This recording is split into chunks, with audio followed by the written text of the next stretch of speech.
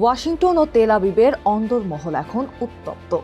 বাইরে তারা গলায় গলায় বন্ধু হলেও ভেতরে চলছে তুমুল গুপ্তচর বৃত্তি। এই খেলায় জল এতটাই গড়িয়েছে যে খোদ পেন্টাগন এখন চরম সতর্ক অবস্থায়। দুই বর্তমান ও এক সাবেক মার্কিন কর্মকর্তার বরাতে এমন তথ্য জানিয়েছে এনবিসি নিউজ। মার্কিন কর্মকর্তাদের ভাষ্য অনুযায়ী সম্প্রতি একটি অভ্যন্তরীণ জরুরি বার্তা জারি করেছে পেন্টাগনের প্রতিরক্ষা গোয়েন্দা সংস্থা ডিআইএ। এর সঙ্গে জুড়ে দেওয়া হয়েছে 7 পৃষ্ঠার একটি গোপন নথি এবং একটি চার্ট। সেখানে পরিষ্কার লেখা আছে হিউম্যান ইন্টেলিজেন্স এবং প্রযুক্তিগত নজরদারি দুই ক্ষেত্রেই তথ্য সংগ্রহের সক্ষমতার দিক থেকে ক্রিটিক্যাল বা সর্বোচ্চ ঝুঁকির পর্যায়ে রয়েছে ইসরায়েল। নথিতে এমন কিছু ঘটনার উল্লেখ রয়েছে যা দেখে মার্কিন কর্তাদের কপালে রীতিমতো চিন্তার ভাঁজ পড়েছে।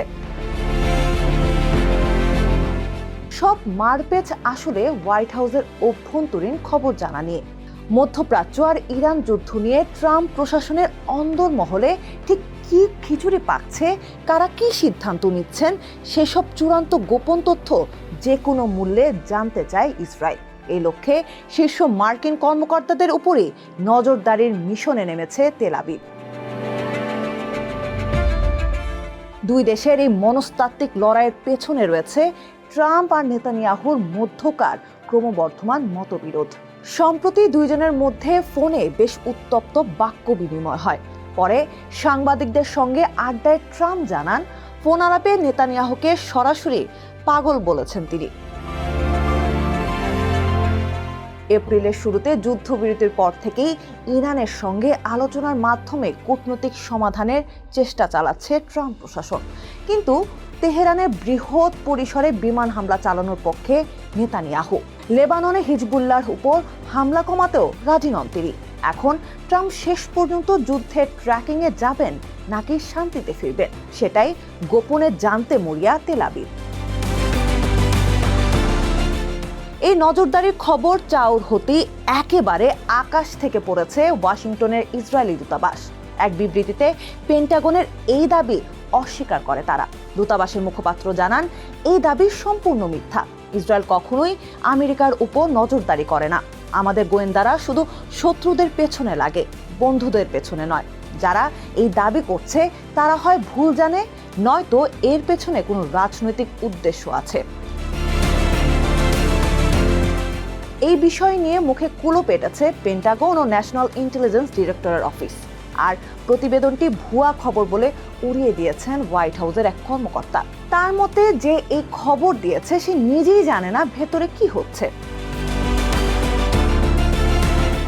কূটনীতিকরা বলছেন, আন্তর্জাতিক রাজনীতিতে মিত্রদের মধ্যে হালকা আড়ি পাতার অভ্যাস নতুন কিছু নয়। তবে ইসরায়েলিরা এবার একটু বেশি অ্যাগ্রেসিভ বা আক্রমণাত্মক হয়ে উঠেছে।